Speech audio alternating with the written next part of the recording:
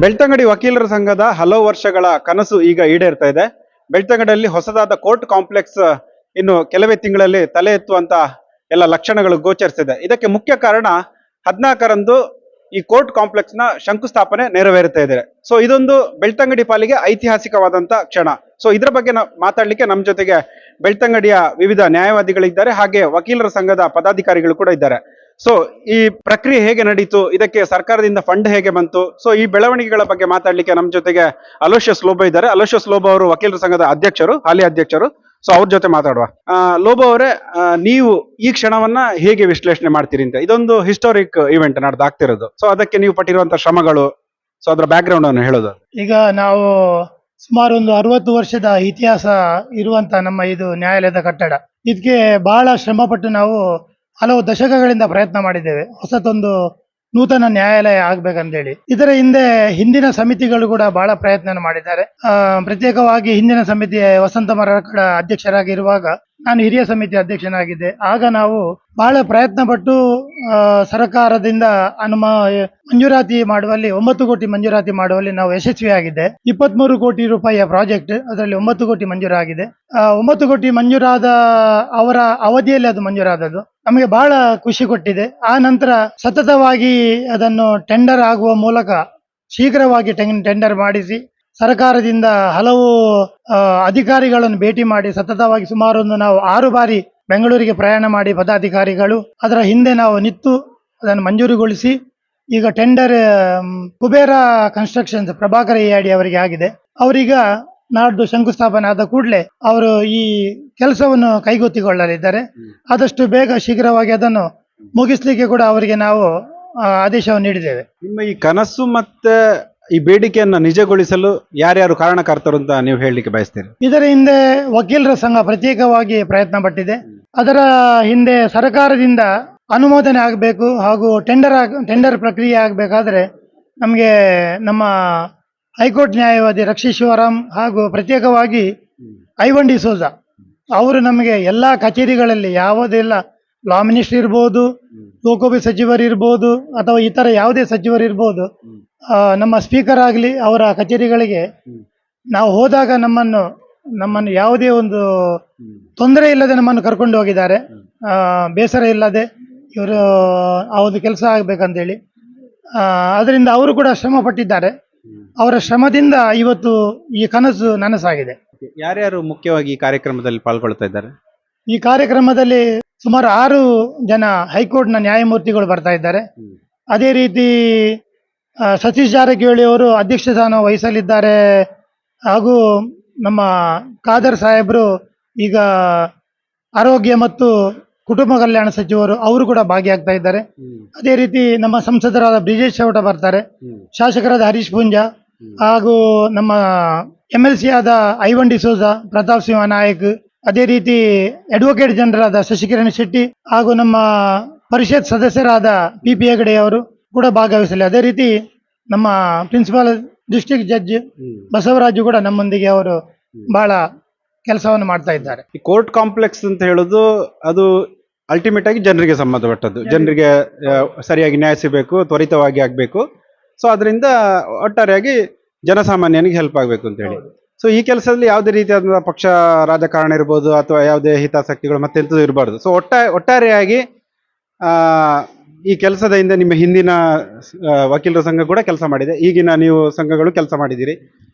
So ಒಂದು ಯಾವ message ಅನ್ನು ನೀವು ಕೊಡ್ಲಿಕ್ಕೆ ಬಯಸ್ತೀರಿ ಅಂತ? ಎಲ್ಲರೂ ಒಟ್ಟಾಗಿ ಹೇಗೆ ದುಡಿಬೇಕಿತ್ತು ಅನ್ನೋದ್ರ ಸಂಬಂಧಪಟ್ಟಾಗಿ ನೋಡಿ, ಇಲ್ಲಿ ನಮ್ಮ ವಕೀಲರ ಸಂಘ ಖಾಲಿ ಜನರ ಸೇವೆಗೋಸ್ಕರ ಕೆಲಸವನ್ನು ಮಾಡುವಂಥದ್ದು.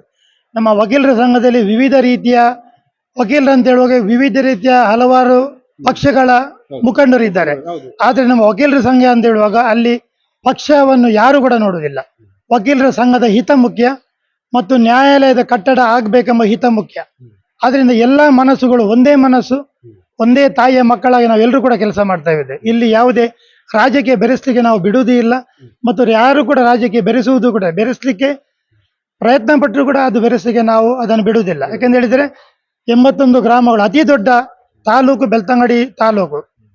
ನಮ್ಮ ಜಿಲ್ಲೆಯಲ್ಲಿ 81 ಗ್ರಾಮಗಳಿದೆ ಮತ್ತು ಅತಿ ವಿಸ್ತಾರವಾದಂತಹ ತಾಲೂಕು ನಮ್ಮ ಬೆಳ್ತಂಗಡಿ ತಾಲೂಕು.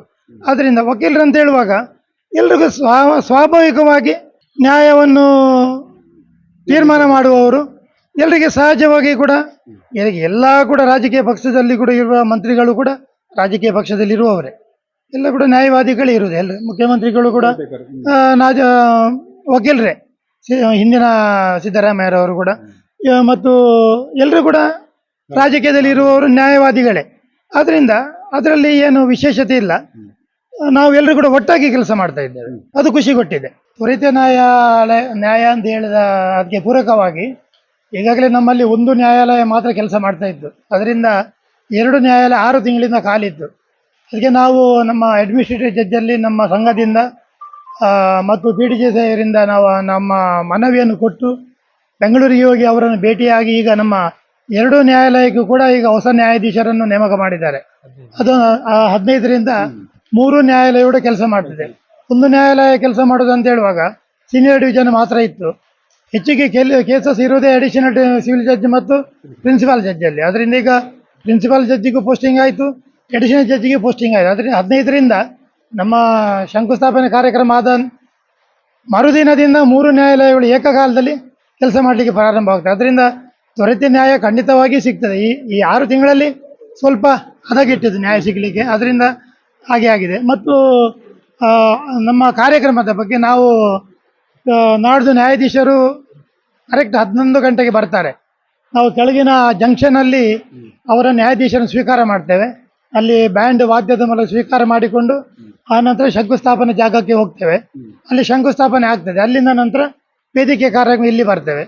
ವೇದಿಕೆಯಲ್ಲಿ ಇಲ್ಲಿ ಉದ್ಘಾಟನೆ ಮಾಡಿ ಆನಂತರ ಹಲವು ನ್ಯಾಯಾಧೀಶ ಸನ್ಮಾನ ಮತ್ತು ಅವರಿಂದ ಹಿತನುಡಿಗಳು, ಆನಂತರ ಭರ್ಜರಿ ಭೋಜನದ ವ್ಯವಸ್ಥೆ ಇದೆ.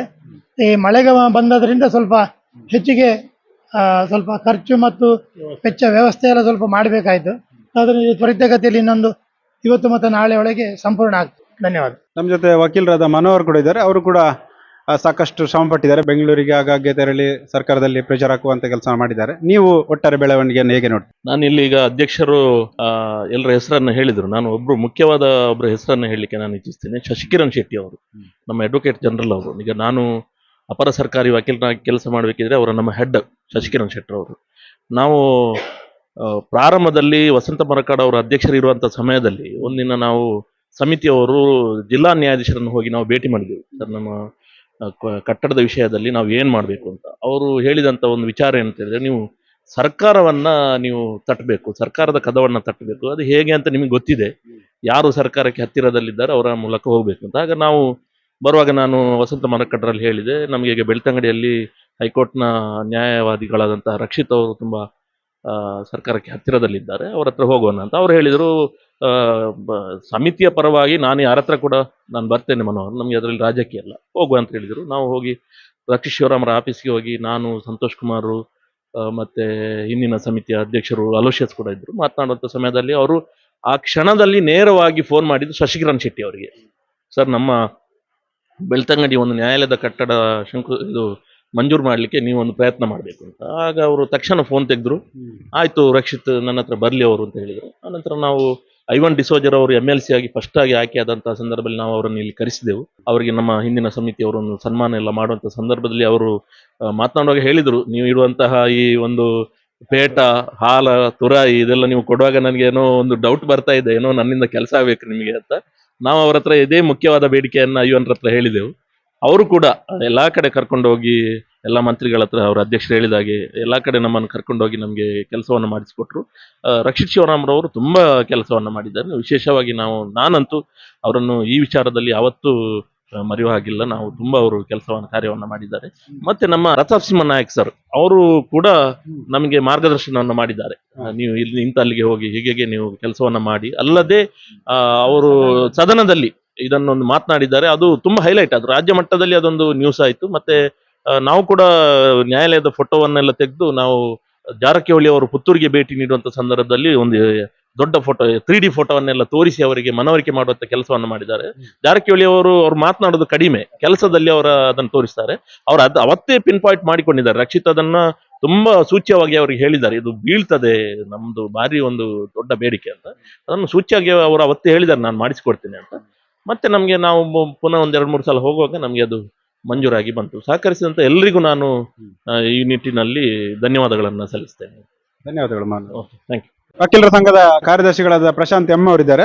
ನಾಡಿನ ಕಾರ್ಯಕ್ರಮದ ಪ್ರಿಪರೇಷನ್ಗಳ ಬಗ್ಗೆ ಹೇಳೋದಾದ್ರೆ ಪ್ರಿಪರೇಷನ್ ಬಗ್ಗೆ ಹೇಳುವುದಾದ್ರೆ ನಾವು ಶಿಲಾನ್ಯಾಸ ಕಾರ್ಯಕ್ರಮದ ಬಾಬ್ತು ಹಲವಾರು ಸಮಿತಿಗಳನ್ನು ನಾವು ರಚನೆ ಮಾಡಿದ್ದೇವೆ. ಅದರಲ್ಲಿ ಒಂದು ವೇದಿಕೆ ಸಮಿತಿ, ಮತ್ತೆ ಆಹ್ವಾನ ಸಮಿತಿ, ಆಹಾರ ಸಮಿತಿ, ಎಲ್ಲದಕ್ಕೂ ನಮ್ಮ ವಕೀಲರುಗಳು ಇಲ್ಲಿ ಒಂದು 150 ವಕೀಲರುಗಳು ನಮ್ಮಲ್ಲಿ ಕೆಲಸ ಮಾಡ್ತಾ ಇದ್ದಾರೆ. 150 ಸದಸ್ಯರು ಕೂಡ ಎಲ್ಲ ಸಮಿತಿಗಳಲ್ಲಿ ಸಕ್ರಿಯವಾಗಿ ಈಗ ಪಾಲ್ಗೊಂಡು ಅವರವರಿಗೆ ಏನು ವಹಿಸಿದಂತಹ ಕೆಲಸಗಳನ್ನು ಅವರು ಸಕ್ರಿಯವಾಗಿ ಮಾಡ್ತಾ ಇದ್ದಾರೆ. ಈಗಾಗಲೇ ನಮ್ದು ಆಮಂತ್ರಣ ಏನಿದೆ ಎಲ್ಲರಿಗೂ ಗಣ್ಯರಿಗೆ ಮತ್ತು ಎಲ್ಲರಿಗೂ ಕೂಡ ಬಟವಾಡೆ ಮಾಡುವಂಥದ್ದನ್ನೇ ಎಲ್ಲವೂ ಆಗಿದೆ. ಈಗ ವೇದಿಕೆ ಮತ್ತು ಇದರೆಲ್ಲ ತಯಾರಿಗಳಾಗ್ತಾ ಇದೆ. ಅದೇ ರೀತಿ ಶಿಲಾನ್ಯಾಸದ ಬಗ್ಗೆ ಅಲ್ಲಿ ಮೊದಲಿಗೆ ಬಂದು ಅಲ್ಲಿ ಕೂಡ ಎಲ್ಲ ವ್ಯವಸ್ಥೆಗಳು ಆಗಿದೆ. ಶಿಲಾನ್ಯಾಸ ನಮ್ಮ ಆಡಳಿತಾತ್ಮಕ ನ್ಯಾಯಾಧೀಶರು ಮಾಡುವಂಥದ್ದು, ಅವರಿಗೆ ಅಲ್ಲಿ ಬೇಕಾದಂತ ಎಲ್ಲ ವ್ಯವಸ್ಥೆಗಳನ್ನು ಕೂಡ ಮಾಡಿದ್ದೇವೆ. ಮತ್ತೆ ಅದೇ ರೀತಿ ಆಹಾರಕ್ಕೆ ಬೇಕಂತ ಮಧ್ಯಾಹ್ನದ ಊಟದ ವ್ಯವಸ್ಥೆ ಇದೆ ಎಲ್ಲ ಸಾರ್ವಜನಿಕರಿಗೆ ಮತ್ತು ಬಂದಂತ ಅತಿಥಿಗಳಿಗೆ, ಅದು ಕೂಡ ಎಲ್ಲವೂ ವ್ಯವಸ್ಥೆಗಳು ಆದಿಗೆ. ಇನ್ನೊಂದು, ಈಗ ನಾಡ್ದು ಶಂಕುಸ್ಥಾಪನೆ ನೆರವೇರಿದ ಕೂಡಲೇ ಕಾಮಗಾರಿ ಆರಂಭ ಆಗುತ್ತೆ ಅಥವಾ ಮಳೆಗಾಲ ನಂತರ ಹಾಗೆ ಅಂತ ಉಂಟು? ಶಿಲಾನ್ಯಾಸ ಆದ ಕೂಡಲೇ ಕಾಮಗಾರಿ ಶುರು ಆಗುತ್ತೆ. ಸಚಿವರು ಬಂದ್ರೆ ನೆಕ್ಸ್ಟ್ ಫಂಡ್ ರಿಲೀಸ್ ಕೂಡ ಅನುಕೂಲ ಆಗುತ್ತೆ. ಹೌದು. ಈಗ ನೂತನ ಕೋರ್ಟ್ ಕಾಂಪ್ಲೆಕ್ಸ್ ಅಲ್ಲಿ ಏನೆಲ್ಲ ಇರುತ್ತೆ, ಅಲ್ಲಿ ಯಾವ್ಯಾವ ವ್ಯವಸ್ಥೆಗಳಿರುತ್ತೆ ಅನ್ನೋದ್ರ ಬಗ್ಗೆ ಮಾಹಿತಿಗಳಿಗೆ ನಮ್ಮ ಜೊತೆ ಹಿರಿಯ ವಕೀಲರಾದ ಶಿವಕುಮಾರ್ ಅವರಿದ್ದಾರೆ. ಸರ್, ಕೋರ್ಟ್ ಕಾಂಪ್ಲೆಕ್ಸ್ ಅಲ್ಲಿ ಏನೆಲ್ಲ ಇರುತ್ತೆ, ಅದು ಹೇಗೆ ನಿರ್ಮಾಣ ಆಗುತ್ತೆ, ವ್ಯವಸ್ಥೆಗಳ ಬಗ್ಗೆ ಹೇಳೋದು? ಇದು 62 ವರ್ಷ ಹಿಂದೆ ನಾವು ಇಲ್ಲಿ ಕೋರ್ಟ್ ಪ್ರಾರಂಭ ಆದ್ದು 1964ನೇ ಇಸ್ವಿಯಲ್ಲಿ. 68ರಲ್ಲಿ ಈ ಕೋರ್ಟ್ ಪ್ರಾರಂಭ ಆಯಿತು. ಈಗ ಹೊಸ ಕಟ್ಟಡದಲ್ಲಿ ನಮಗೆ 5 ಕೋರ್ಟಿನ ವ್ಯವಸ್ಥೆ ಇದೆ. ಈಗಾಗಲೇ ನಮ್ಮ senior court, civil judge court ಮತ್ತು ಪ್ರಿನ್ಸಿಪಲ್ ಸಿವಿಲ್ ಜಡ್ಜ್ ಕೋರ್ಟ್ ಮತ್ತು ಅಡಿಷನಲ್ ಸಿವಿಲ್ ಜಡ್ಜ್ ಕೋರ್ಟ್ ಅಂತೇಳಿ 3 ಕೋರ್ಟಿನ ವ್ಯವಸ್ಥೆ ಇದೆ. ಅದರ ಒಟ್ಟಿಗೆ ಇನ್ನೊಂದು ಅಡಿಷನಲ್ ಕೋರ್ಟ್ ಮತ್ತು ಒಂದು ಡಿಸ್ಟ್ರಿಕ್ಟ್ ಕೋರ್ಟ್ ಬರುವಂತ ವ್ಯವಸ್ಥೆಗಳು 5 ಕೋರ್ಟಿನ ವ್ಯವಸ್ಥೆಯನ್ನು ಜಡ್ಜಿಗಳು ಜಾಸ್ತಿ ಆಗ್ತದೆ. 5 ಕೋರ್ಟ್ ಬರುವಂತ ವ್ಯವಸ್ಥೆಗಳು ಹೊಸ ಕಟ್ಟಡದಲ್ಲಿ ಇರ್ತದೆ.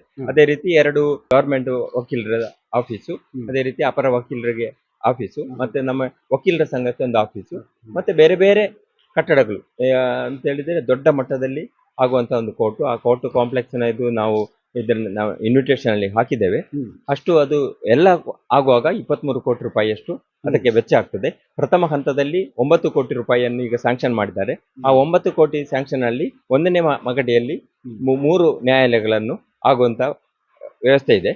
2ನೇ ಮಗಡಿಯಲ್ಲಿ ಉಳಿದ 2 ನ್ಯಾಯಾಲಯಗಳು ಮತ್ತು ಸರ್ಕಾರಿ ವಕೀಲರಿಗೆ ಮತ್ತು APPಗೆ ಮತ್ತೆ ಬೇರೆ ಬೇರೆ ಸಿಬ್ಬಂದಿ ವರ್ಗಕ್ಕೆ ಮತ್ತೆ ಬಂದಂತ ಕಕ್ಷಿಗಾರರಿಗೆ ಅಲ್ಲಿ ಕೂತುಕೊಳ್ಳುವ ವ್ಯವಸ್ಥೆ, ಅವರಿಗೆ ಎಲ್ಲ ವ್ಯವಸ್ಥೆಗಳು ಹೊಸ ನ್ಯಾಯಾಲಯದಲ್ಲಿ ಇರ್ತದೆ.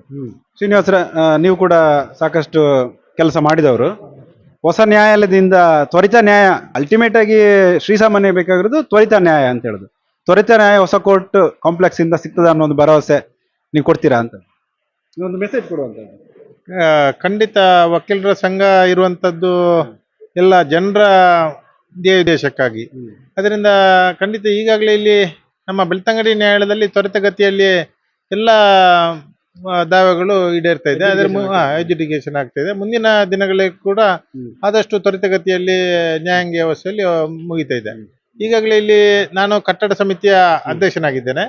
ಈಗಾಗಲೇ ಇಲ್ಲಿ ಕಟ್ಟಡದ ವಿಚಾರಕ್ಕೆ ಬರುವಾಗ ನಾವು ಇಲ್ಲಿ ಹಳೆಯ ಒಂದು ನ್ಯಾಯಾಧೀಶರ ವಸತಿ ಗೃಹ ಇತ್ತು, ಅದನ್ನ ಈಗಾಗಲೇ ಕೆಡವಿ ಆ ಒಂದು ಸ್ಥಳದಿಂದ ಮುಂದುವರಿಕೆಯಾಗಿ ಈ ಒಂದು ಹೊಸ ನ್ಯಾಯಾಲಯದ ಸಂಕೀರ್ಣ ಆಗ್ತಾ ಇದೆ. ಜಡ್ಜಿಗಳ ನಿವಾಸ ಕೂಡ ಅಲ್ಲೇ ಇರ್ತದೆ? ಇಲ್ಲ, ಅದು ಪ್ರತ್ಯೇಕವಾಗಿರ್ತದೆ. ಈಗಾಗಲೇ ಅದು ಪ್ರತ್ಯೇಕವಾಗಿ ಇದೆ. ಇದು ನ್ಯಾಯಾಲಯ ಸಂಕೀರ್ಣ ಪ್ರತ್ಯೇಕವಾಗಿ ಇದೆ. ಈಗಾಗಲೇ ಈ ಒಂದು ನಮ್ಮ ಶಂಕುಸ್ಥಾಪನೆ ಕಾರ್ಯಕ್ರಮವನ್ನ ಪ್ರಥಮವಾಗಿ ಸರಳ ರೀತಿಯಲ್ಲಿ ಮಾಡುದು ಒಳ್ಳೆಯದು ಅಂತ ನಮ್ಮ ಅಭಿಪ್ರಾಯ ಇತ್ತು. ಆದ್ರೆ ನಮಗೆ ನಾವು ಇಷ್ಟೊಂದು ಪ್ರಯತ್ನ ಮಾಡಿ ಬಂದ ಒಂದು ಅವಕಾಶ, ಆ ಒಂದು ಅವಕಾಶವನ್ನು ನಾವು ಈ ಒಂದು ಸಮಯದಲ್ಲಿ ಅದನ್ನು ಸದುಪಯೋಗ ಮಾಡಬೇಕು ಅಂತ ಹೇಳುವ ಚಿಂತನೆಯಿಂದ ನಾವು ಎಲ್ಲ ಸಂಘದ ಸದಸ್ಯರು ಸೇರಿ ಈ ಒಂದು ಕಾರ್ಯಕ್ರಮವನ್ನು ಸ್ವಲ್ಪ ಅದ್ದೂರಿ ರೀತಿಯಲ್ಲಿ ಎಲ್ಲರಿಗೆ ಈ ಒಂದು ಸ್ಮರಣೀಯವಾಗಿ ಅದು ಬರಬೇಕು ಅಂತ ಹೇಳುವ ದೃಷ್ಟಿಯಿಂದ ಈ ಒಂದು ಅದ್ದೂರಿ ಕಾರ್ಯಕ್ರಮವನ್ನು ನಾವು ನಾಳದು 14ನೇ ತಾರೀಕಿನಂದು ಮಾಡುವಂತ ಒಂದು ವಿಷಯನ ಇಟ್ಟುಕೊಂಡಿದ್ದೇವೆ. ಅದರಿಂದ ಆ ಕಾರ್ಯಕ್ರಮಕ್ಕೆ ಎಲ್ಲರನ್ನ, ಸಾರ್ವಜನಿಕ ಬಂಧುಗಳನ್ನು, ಅದೇ ರೀತಿ ಎಲ್ಲರನ್ನ ಪ್ರೀತಿಪೂರ್ವಕವಾಗಿ ನಾವು ಈ ಒಂದು ಕಾರ್ಯಕ್ರಮಕ್ಕೆ ಆಹ್ವಾನಿಸುತ್ತಿದ್ದೇವೆ. ಒಂದು ಅಂದಾಜು ಎಷ್ಟು ದಿನದಲ್ಲಿ ಅಥವಾ ಎಷ್ಟು ತಿಂಗಳಲ್ಲಿ, ಎಷ್ಟು ವರ್ಷದಲ್ಲಿ ಕಾಮಗಾರಿ ಪೂರ್ಣ ಆಗ್ಬಹುದು ಅಂತ? ಈಗಿನ ಬಜೆಟ್ 18 ತಿಂಗಳಲ್ಲಿ ಈ ಒಂದು 9 ಕೋಟಿ ಬಜೆಟ್ ಫಸ್ಟ್ ಇದು ಆಗ್ಬೇಕು. ಮುಂದಿನ ಇದರಲ್ಲಿ ಟೆಂಡರ್ ಪ್ರಕ್ರಿಯೆ ಮುಗಿಸಿ ಆದಷ್ಟು ಬೇಗ ಆಗುವಂತ ಅವಕಾಶ ಇದೆ. ವಕೀಲರ ಸಂಘದ ನಿಕಟಪೂರ್ವ ಕಾರ್ಯದರ್ಶಿ ಆಗಿರುವಂತ ನವೀನ್ ಅವರಿದ್ದಾರೆ. ಅವ್ರು ನಮ್ಮ ಜೊತೆ ಮಾತಾಡ್ತಾರೆ. ನವೀನ್ ರೇ, ನನಗೆ ಭಾಳ ಖುಷಿ ಆಗ್ತಾ ಉಂಟು ಈಗ. ಯಾಕಂತ ಹೇಳಿದ್ರೆ ನಮ್ಮ ಅವಧಿಯಲ್ಲಿ ನಾವು ಟೆಂಡರನ್ನು ಪಾಸ್ ಮಾಡಿಸಿ 9 ಕೋಟಿ ಬಿಡುಗಡೆ ಮಾಡಿಸೋ ನಮ್ಮ ಅವಧಿಯಲ್ಲಿ. ಹಾಗೆ ಅದರ ನಂತರ ಬಂದ ಕಮಿಟಿ ಅದನ್ನು ಮುಂದುವರಿಸಿಕೊಂಡು ಹೋಗಿ ನಾವು ಸಹ ಸೇರಿ ಈಗ ಪೂರ್ಣ ಪ್ರಮಾಣದಲ್ಲಿ ಟೆಂಡರ್ ಆಗಿ ಈಗ ಕೆಲಸ ಹಂತಕ್ಕೆ ಬಂದಿದೆ.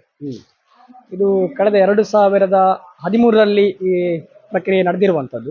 ಅದರ ಮೇಲೆ ವಿವಿಧ ಕಾರಣಗಳಿಂದ ಅದು ಆಗಿರಲಿಲ್ಲ. ನಮ್ಮ ಅವಧಿಯಲ್ಲಿ ನಾವು ಅದನ್ನು ಮುಂದುವರಿಸಿಕೊಂಡು ಹೋಗಿದ್ದೇವೆ.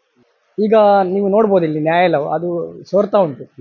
ಅಲ್ಲಿ ಹೇಗಂತೇಳಿದ್ರೆ ಕಲಾಪಗಳು ನಡೆಯುವಾಗ ಬಕೆಟ್ ಅನ್ನು ಇಟ್ಟು ಕಲಾಪ ಮಾಡುವಂಥದ್ದು ಕೆಲವು ಕೋಣೆಗಳಲ್ಲಿ ಆ ಥರ ಆಗಿದೆ. ಮತ್ತೆ ಕೆಲವು ಹಂಚುಗಳು ಬೀಳುವಂಥ ಪರಿಸ್ಥಿತಿ ಹಾರಿಬಲ್, ತುಂಬಾ ಹಾರಿಬಲ್ ಇದೆ. ಅದನ್ನು ರಿಪೇರಿ ಮಾಡೋದಕ್ಕೆ ಅದನ್ನು ಡೆಮಾಲಿಷ್ ಮಾಡಿ ಹೊಸ ಬಿಲ್ಡಿಂಗ್ ಮಾಡುವಂಥದ್ದು ಒಳ್ಳೇದು ಅಂತೇಳಿ. ಆದರೆ ಅದೇ ಸಮಯಕ್ಕೆ ಸರಿಯಾಗಿ ನಮಗೆ ಈ ಒಂದು ಹೊಸ ನ್ಯಾಯಾಲಯ ಸಂಕೀರ್ಣ ಕಟ್ಟಡ ಈಗಾಗಲೇ ಮಂಜೂರುಗೊಂಡಿದೆ.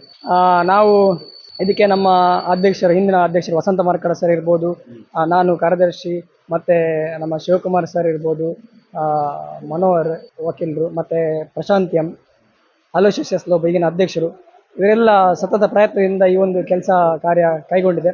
ಇದಕ್ಕೆ ನಮ್ಮ ವಕೀಲ ಸಂಘದ ಪೂರ್ಣ ಬೆಂಬಲ ಸಿಕ್ಕಿದೆ. ನಾವಿಲ್ಲಿ ಯಾವುದೇ ಪಕ್ಷಾತೀತವಾಗಿ ಈ ಒಂದು ಕಾರ್ಯಕ್ರಮವನ್ನು ಮಾಡಿದ್ದೇವೆ. ಇದು ನಮ್ಮ ನ್ಯಾಯಾಲಯ ಅಂತೇಳಿ ನಮ್ಮ ಮನೆ ಇದ್ದ ಹಾಗೆ.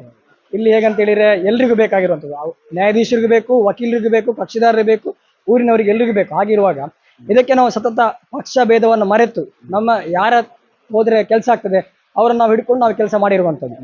ಇಲ್ಲಿ ಕೆಲವು ಟೀಕೆಗಳು ಬಂದಿದೆ, ಅದನ್ನು ನಾವು ಸ್ವೀಕರಿಸಿದ್ದೇವೆ ಧನಾತ್ಮಕವಾಗಿ. ಈಗ ನಾನು ಇಲ್ಲಿ ಉಲ್ಲೇಖ ಮಾಡಬೇಕೇನಂತೇಳಿದರೆ, ಇಷ್ಟು ಸ್ಪೀಡಾಗಿ ಈ ಒಂದು ಸಂಕೀರ್ಣ ಪ್ರಾರಂಭ ಆಗಲಿಕ್ಕೆ ಕಾರಣ ಮಾಧ್ಯಮದವರು, ಪತ್ರಿಕೆಯವರು. ನಾವು ಅವರ ಹತ್ರ ನಮ್ಮ ಇದನ್ನು ಹೇಳಿಕೊಂಡಾಗ ಅವರು ಇಲ್ಲಿ ಬಂದು ನೋಡಿ ಫೋಟೋ ತೆಗೆದುಕೊಂಡು ಅದನ್ನು ಅವರ ಪೇಪರ್ನಲ್ಲಿ ವರದಿಯನ್ನು ಮಾಡಿದ್ದಾರೆ ಸವಿಸ್ತಾರವಾಗಿ. ಒಂದು ಉದಯವಾಣಿ ಪತ್ರಿಕೆಯಲ್ಲಿ ಭಾಳ ಒಂದು ಆರ್ಟಿಕಲ್ ಬಂದಿತ್ತು ಫೋಟೋ ಸಮೇತ. ಮತ್ತು ನಿಮ್ಮ ಸುದ್ದಿ ಪತ್ರಿಕೆಯಲ್ಲಿ ಸಹ ಅದೊಂದು ಆರ್ಟಿಕಲ್ ಮಾಡಿದ್ರಿ ನೀವು ಸತತವಾಗಿ. ಯಾಕಂತೇಳಿದರೆ ಒಂದು ವಿಷಯದ ಬಗ್ಗೆ ಬೆನ್ನು ಬಿಡದೆ ನೀವೊಂದು ವರದಿ ಮಾಡಿದಿರ ಫಲಶ್ರುತಿ ಇವತ್ತು ನಮಗೆ ಈ ಒಂದು ನ್ಯಾಯಾಲಯ ಸಂಕೀರ್ಣ ಆಗಿದೆ. ನಾನು ವಿಶೇಷವಾಗಿ ಉದಯವಾಣಿಯವರಿಗೆ ಮತ್ತು ಸುದ್ದಿ ಪತ್ರಿಕೆಗೆ ನಾನು ಧನ್ಯವಾದ ಸಲ್ಲಿಸ್ತೇನೆ. ಯಾಕೆ ಹೇಳಿದರೆ ಇದು ಬರೀ ವಕೀಲರಿಂದ ಆಗುವ ಕೆಲಸ ಅಲ್ಲ. ಒಂದು ಗಾದೆ ಉಂಟು, ಮಗು ಅಳದೆ ತಾಯಿ ಹಾಲು ಕೊಡೋದಿಲ್ಲ ಅಂದರೆ. ಅದೇ ಥರ ಸಮಾಜಕ್ಕೆ ನೀವು ತಿಳಿಸಿದ್ದೀರಿ. ಅದೇ ರೀತಿ ನಾವು ನ್ಯಾಯಾಂಗ ಇಲಾಖೆಗೆ ಹೋಗಿ ಅಲ್ಲಿ ರಿಜಿಸ್ಟ್ರಾರ್ನ ಭೇಟಿಯಾಗಿ ಅಲ್ಲಿ ನಮಗೆ ಏನು ಐಡಿಯಾಸ್ ಇದೆ ಅವರನ್ನೆಲ್ಲ ಕೊಟ್ಟರು. ಆ ಪ್ರಕಾರ ನಾವು ಮುಂದುವರೆದಿದ್ದೇವೆ. ನಿಜವಾಗಿ ಹೇಳಿದ್ರೆ ಇಲ್ಲಿ ಫಂಡ್ ಇರಲಿಲ್ಲ ಈ ಸಲ ನಮಗೆ. ಅದು 9 ಕೋಟಿ ರಿಲೀಸ್ ಆದ ಅಚ್ಚರಿ, ಅಂದರೆ ನ್ಯಾಯಾಂಗ ಇಲಾಖೆಗೆ ಅಚ್ಚರಿ, ನಮಗೂ ಅಚ್ಚರಿ. ಅಂದರೆ ಫಂಡೇ ಇರೋದ ಟೈಮಲ್ಲಿ ಇದು ಆಗಿದೆ ಅಂತೇಳಿ. ಅದು ನಾವು ಮಾಡಿದ ಕೆಲಸಕ್ಕೆ ಸಿಕ್ಕ ಫಲ ಅಂತ ನಾವು ತಿಳ್ಕೊಂಡಿದ್ದೇವೆ. ಭಾಳ ಖುಷಿ ಆಗ್ತಾ ಉಂಟು. ಧನ್ಯವಾದಗಳು. ನವೀನ್ ರೇ. ಇವಿಷ್ಟು ಬೆಳ್ತಂಗಡಿ ವಕೀಲರ ಮನದಾಳದ ಮಾತುಗಳು. ಕ್ಯಾಮರಾಮನ್ ಪ್ರಸಾದ್ ಜೊತೆ ರಾಘವ್ ಶರ್ಮಾ, ಸುದ್ದಿ ನ್ಯೂಸ್, ಬೆಳ್ತಂಗಡಿ.